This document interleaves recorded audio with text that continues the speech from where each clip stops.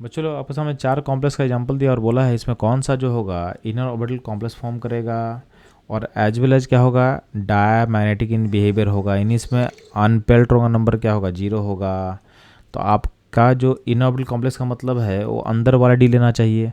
तो जब भी 6 लिगेंड होगा तो 6 लिगेंड केस में हाइब्रिडेशन या तो होता है D2sp3 या तो होता है sp3d2।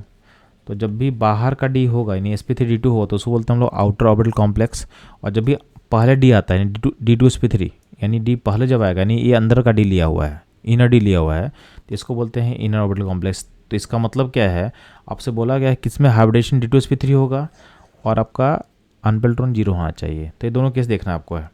तो जिंक वाले केस में, पहले वाले केस में जिंक का स्टेट क्या होता है +2। तो जिंक +2 में होता है क्या है कि इसका कॉन्फिगरेशन होता है आर्गन 310। तो इसका अंदर का डी फुली फिलअप है तो इसका जो कॉन्फिगरेशन होगा ये डायमैटिक है, बट इसमें जो कॉन्फिगरेशन होगा यानी इसका जो हाइब्रिडेशन होगा ये हो जाएगा sp3d2। ठीक, नहीं ध्यान देंगे क्रोमियम का जो +3 स्टेट होता है इसमें आर्गन 3d3 होता है। तो आर्गन 3d3 है तो अंदर में डी का 2 ऑर्बिटल खाली है। ठीक है, तो अंदर में डी का 2 ऑर्बिटल खाली है तो लिगेंड अंदर आएगा तो हाइब्रिडेशन जो होगा इसका जो हाइब्रिडेशन हो जाएगा 3D में 2 लिगेंड आ चुका है, फिर 4s में 1 जाएगा और 4p में 3 जाएगा।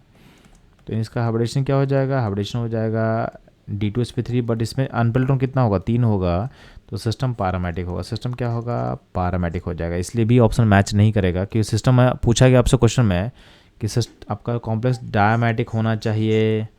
जो सी ऑप्शन है, सी ऑप्शन में आपके पास कोबाल्ट का +3 स्टेट है। कोबाल्ट का +3 स्टेट जो होता है उसमें कॉन्फिगरेशन क्या हो आर्गन 3d6। सावधान है ना, कोबाल्ट का जो +3 स्टेट होता है इसमें अमोनिया लिगेंड स्ट्रॉन्ग की तरह बिहेव करेगा। तो आपका जो यहाँ पे D6 ऐसा होना चाहिए था उसमें अमोनिया क्या करेगा पेयरिंग कर देगा और इसको इसमें कन्वर्ट कर देगा। ठीक है, तो आपका पेयरिंग के बाद सिस्टम इस तरह कन्वर्ट हो चुका है। तो आपका 3D में 2 लिगेंड इन करेगा सिस्टम, फिर 4s में 1 करेगा एंड 4p में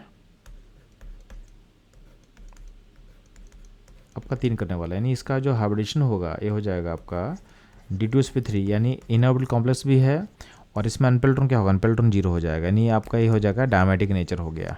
ठीक, तो ऑप्शन जो सी है हमारे क्वेश्चन के डिमांड से मैच कर रहा है, इसका आंसर क्या होगा, सी इसका करेक्ट आंसर होगा।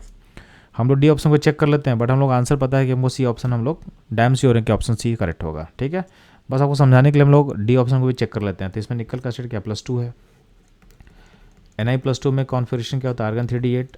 अब चूँकि d8 है तो इसमें आपका लिगेंड 6 लिगेंड में से अंदर नहीं आएगा क्योंकि अंदर में 2 डी ऑर्बिटल खाली ही नहीं है। तो इसमें आपका लिगेंड बाहर जाएगा, हाइब्रिडेशन हो जाएगा sp3d2 और इसमें अनपेल्ट्रॉन क्या हो जाएगा 2 हो जाएगा, D8 में 2 हो जाएगा।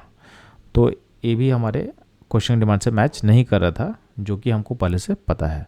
तो ये था इस क्वेश्चन का solution, analysis and answer. Move करता हूँ नेक्स्ट क्वेश्चन पे।